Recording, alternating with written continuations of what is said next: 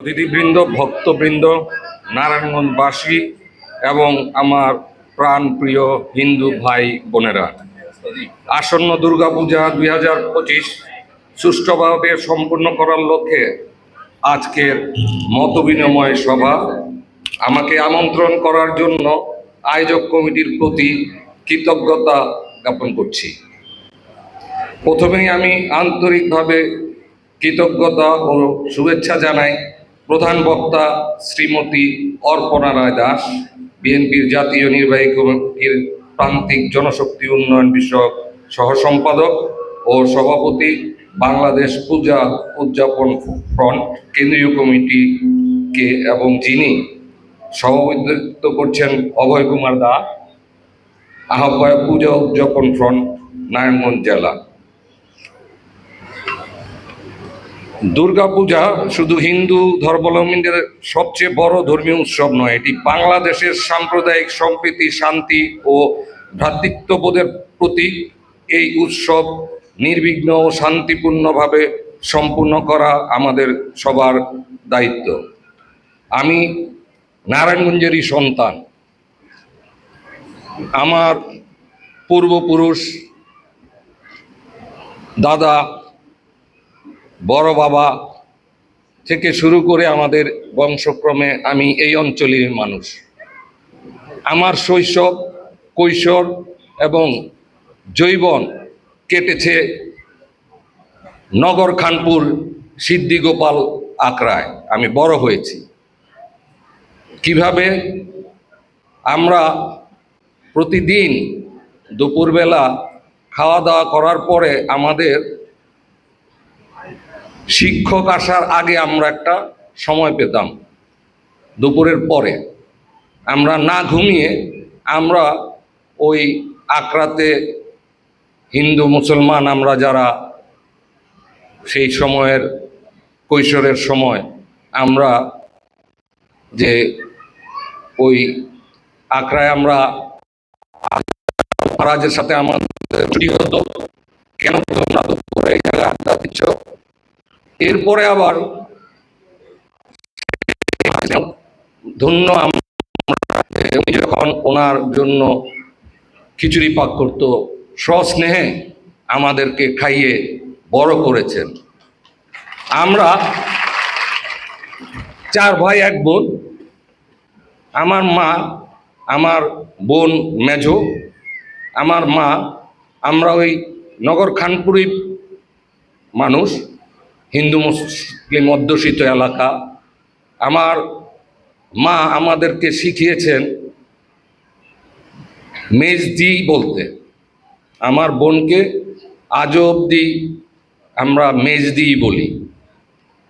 আমার দাদা দাদি শিখিয়েছেন আমার বড় কাকাকে কাকা বাবু বলতে। তার মানে আমরা একটা ক্রস কালচারে বড় হয়েছি। অনেক স্মৃতি আছে। আমরা পিসি, বৌদি, দিদি, ঠাকুমা, ঠাকুরদা, এই সমস্ত শব্দগুলির সাথে আমরা বড় হয়েছি। আমরা ছোটবেলা যখন ফজর নামাজের আজান হতো, প্রতি ঘর থেকে মুসল্লিরা বের হতো ফজর নামাজ আদায় করতে। এর পরপরই শুরু হয়ে যেত পূজা অর্চনা, পূজা হতো। এরপরই ঘরে ঘরে, সবার ঘরে ঘরে একটা করে হারমোনিয়াম ছিল। এরপরে সঙ্গীত চর্চা চলতো, যেটা আমরাও ওইটার পার্ট ছিলাম। আমিও দেখতাম আমার বোনও ভোরবেলায় রেওয়াজ করত। আমি ওই কালচারে বড় হয়েছি। জানি আমরা ওই সময়ে ছোটবেলা আমাদের কখনো কখনো কলকাতাতে যাওয়ার সৌভাগ্য হয়েছিল, সেটা আমাদের হিন্দু বন্ধুদের মাধ্যমে। আমাদের তো থাকার জায়গা ছিল না।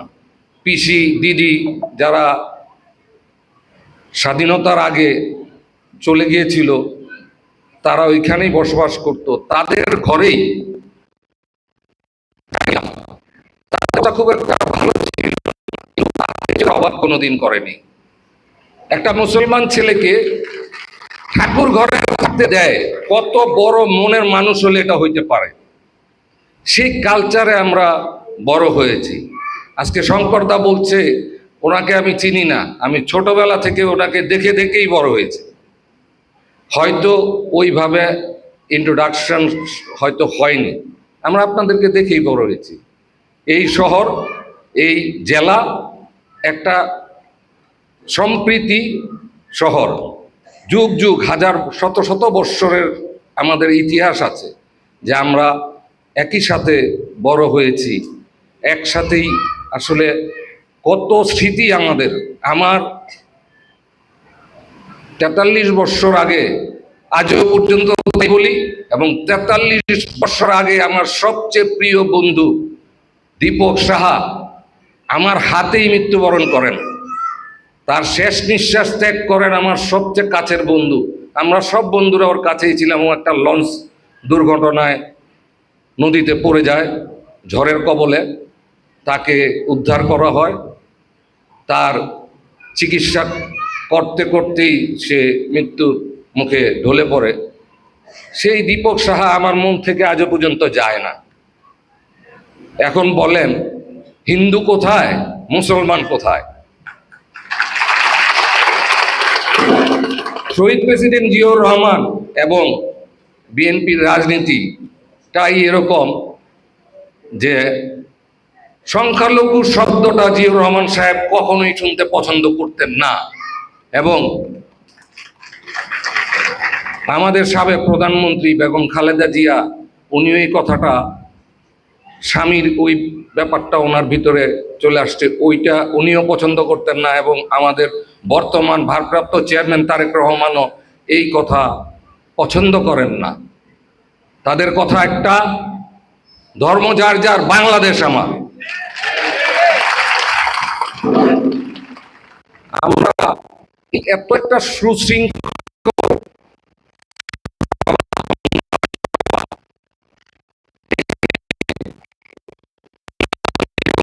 এখানে মুসলমান ভাইদেরকে দেখছি, এখানে খ্রিস্টান সদস্যরাও আছেন।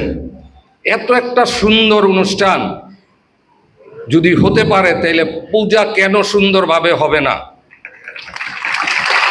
আমি আপনাদেরকে আবেদন করব আপনাদের কাছে, যে যারা জাতীয়তাবাদীতে বিশ্বাসী সেই তারা, এবং যারা যে কোনো দলের সদস্য এখানে আছেন, সবাই মিলে আমরা একে অপরের পাশে থেকে এই পূজাকে সাফল্যমণ্ডিত করব। আমাদের তো দরকার নাই, পুলিশ আসবে পুলিশের কাজে, প্রশাসন আসবে প্রশাসনের কাজে, বাট আমরা দেখিয়ে দিব আগে যেরকম বিগত দিনে আমরা করেছি, যে আমরা একে অপরে বহু ধর্মে বিভক্ত হতে পারি, কিন্তু জাতি কিন্তু একটা। আমাদের কিন্তু লজ্জায় নাক কেটে যাবে, সেইটা যাতে আমরা করতে না পারি। বিশেষ করে আমি এখানে বলবো, স্বেচ্ছাসেবক দলের একটা বড় দায়িত্ব আছে। আপনারা স্বেচ্ছায় সেবা দিবেন বলেই আপনাদের এই দল, তো আপনারা অবশ্যই এই দিকে খেয়াল রাখবেন। আমার পার্শ্ববর্তী দেশের একটা দাদার কথা মনে হয়, যে সুবন্ধ দা, উনি সাংসদ বিজেপির, উনি বাংলাদেশ নিয়ে খুব কটাক্ষ করেন। আমি তাকে আমন্ত্রণ জানাবো সাংবাদিক ভাইদের মাধ্যমে, যে আসেন, দেখে যান আমরা কিভাবে বসবাস করছি। সব সময় নেগেটিভ বলেন না, আমাদের পজিটিভ সাইন অনেক, আমাদের অনেক ভালো দিক আছে। আমরা বড় হয়েছি এই শীতলক্ষার পানিতে গোসল করে, স্নান করে, একই সাথে ধর্মীয় উৎসবগুলি আমরা, প্রত্যেকটা ধর্মীয় উৎসব, হিন্দু বলেন, মুসলমান বলেন, খ্রিস্টান বলে, আমরা একসাথে একযোগে পালন করেছি। সেই ইতিহাস আমাদের, সুইতিহাস আমাদের আছে। আপনারা অনেকেই এখানে বলেছেন শিল্পপতি কথাটা, আসলে 58 বছর বয়স, অনেক বয়স, অনেক মানে পার দিয়েছি, জানি না কতদিন বাঁচব। আমি শিল্পপতি কথাটাতে আমার ভালো লাগে না, কারণ কোনো সরকার ব্যবসায়ীদের সম্মান দেন নাই। সো এই শিল্পপতি কথাটাতে একটু কষ্ট হয়। এখন বহু কষ্টে 15-20 হাজার লোকের আমাদের মাধ্যমে ইনশাল্লাহ কর্মসংস্থান হয়েছে, এবং 15-20 হাজারকে যদি 5 দিয়ে পূরণ করেন, আমরা ওই জায়গাটা চেষ্টা করেছি। হ্যাঁ, আপনি বলতে পারেন এটা আপনার ব্যক্তিগত স্বার্থে করেছি, সবাই ব্যক্তি স্বার্থেই করে, সব প্রফেশন। আমি শিক্ষক, আমি তো বেতন নেই ব্যক্তির সাথে, কিন্তু আমি তো নেশন সৃষ্টি করি, জাতির মেরুদণ্ড সৃষ্টি করি। সো সেই জায়গা থেকে ব্যবসায়ীরও একটা মানে একটা অবদান থাকে, সেই সম্মান আমরা পাই না। সিআইপি বললে আমি লজ্জিত হই, কারণ সিআইপির সম্মান এদেশে কেউ দেয় নাই, কখনো না, কখনো না। আমাকে যদি কখনো কোনো সাংবাদিকরা প্রশ্ন করেন ভাইয়েরা, আমি হয়তো আপনাদেরকে উত্তর দিব। আজকে এই নিয়ে কথা না বলি। হ্যাঁ, জীবনে একটা অর্জন আছে। আমি একজন ক্রীড়া সংগঠক হওয়ার একটা সদস্য এই দেশে, আমি এই এতটুকু সম্মান আমি পেয়েছি। আমি সম্মান পাই আমি যখন যেখানে ক্রীড়া সংগঠক হিসাবে পরিচয় দেই, তখনই আমি দেখেছি যে আমি সম্মান পেয়েছি। আরেকটা জিনিস, আপনারা কেউ কেউ বলেছেন এই মঞ্চ থেকে যে যদি আমাদের কোনো অসচ্ছল মন্দির বা পূজা কমিটি বা পূজার লোকজনরা করতে পারতেছে না, ইনশাল্লাহ আমরা আমাদের পক্ষ থেকে চেষ্টা করব। আমরা সেগ্রিগেট করতে কাদের কাদের কোথায় সমস্যা হচ্ছে আপনাদেরকে নিয়েই আমরা সমন্বয় করব, আমরা আমাদের চেষ্টা করব। সর্বশেষ একটা কথা বলতে চাই, আমি এখানে প্রধান হতে হয়ে এসেছি, আপনাদেরকে ধন্যবাদ। কিন্তু অতিথি পরায়ণ মানুষ, তাদের অনেক রিচ কালচার আছে। আমরা এখানে বলতে চাই যে আমার দিদি এখানে আসলে উনি প্রধান অতিথি হওয়া উচিত ছিল। ভবিষ্যতে কখনো আমরা যদি এক মঞ্চে থাকতে পারি কোনো নেক্সট অনুষ্ঠানে, আমরা আশা করব থেকে আমাদের নারায়ণগঞ্জের পক্ষ থেকে ওনাকে প্রধান অতিথির আসনে অসীন করবেন আপনারা। আমরা খুশি হব, এবং আমরা বিশেষ অতিথি বলেন, সাধারণ অতিথি বলেন, আমরা খুশি থাকব। এবং শেষ কথা, এই যে আমাদের যে সাম্প্রদায়িক যেই ইতিহাস আছে, সেই ইতিহাস অক্ষুণ্ণ থাকুক। কোনো ধরনের যদি মনে করেন যে আমরা তো থাকবই, ডেফিনেটলি থাকবো, কারণ এই উৎসব আমার, এই উৎসব বাংলাদেশি জাতির। আমরা অবশ্যই আপনাদের পাশে থাকব এবং আনন্দ উপভোগ করব, এবং আমরা মন্দিরে ইনশাল্লাহ আমরা যাওয়ার চেষ্টা করব। আপনাদের এই উৎসবে আমরা পাশে আছি, পাশে থাকব, ভবিষ্যতে ইনশাল্লাহ থাকবো। আমাদেরকে কেউ কখনোই বিচ্ছেদ করতে পারবেন না, এবং আপনারা সাবধান থাকবেন।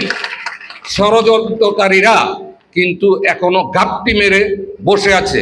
যে কোনো উপায়ে এই পূজা যাতে আমরা কোথাও নষ্ট করতে পারি, তারা কিন্তু ষড়যন্ত্র করছে।